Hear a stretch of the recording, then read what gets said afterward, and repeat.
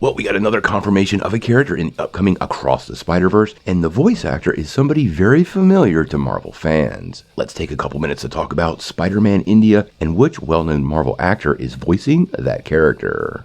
Well, as many of you know, we're on the countdown to Spider-Man Across the Spider-Verse, which hits theaters on June 2nd, 2023. Now, over the last couple months, we found out more and more versions of Spider-Man are going to be in this movie, and some of them have fans pretty excited. And one of those versions of Spider-Man is going to be Spider-Man India. Now, this variant is pretty well known in the comics and even has had its own title. But the voice actor for this character is what caught my attention here, and I think it's pretty cool. Now, we just found out that Karan Soni is going to voice the character for the film. Now, you might not recognize that name, but he actually played Dopinder in the first two Deadpool movies and was an absolute joy as that character. Now, this isn't the first time he's done voice work either, because he also worked on Trolls World Tour and played Caspian in Strange Worlds, so he is actually an accomplished voice actor and probably perfect for the role.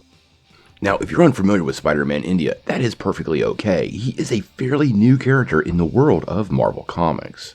He made his first appearance in the pages of Marvel Comics in Spider-Man India #1, which was released back in January 2005. The series was created by Sharad Devarjan, Suresh Setherman, and Javan Kang for Marvel Comics. But the Indian version was conceptualized by Sajid Ray, who once met Stan Lee in New York to discuss the character, but unfortunately he came to life in the comics after Stan Lee had passed away. Now, it also appears that the character will have a unique costume design for the movie, suggesting he might even be a variant of the variant. We have gotten some concept art. You should be seeing it right now. I actually like the original comic version a little better than this, but once we see it in action, our opinion might change. Now, his real name isn't Peter Parker in the comics, it's Pravitar Pabrakar. And in the case of this story, he did not get his powers from a radioactive spider, but a mystical yogai. This ties his character much closer to the Spider Totem story that I think is going to be integral to a lot of Sony's work moving forward with these variations of Spider-Man.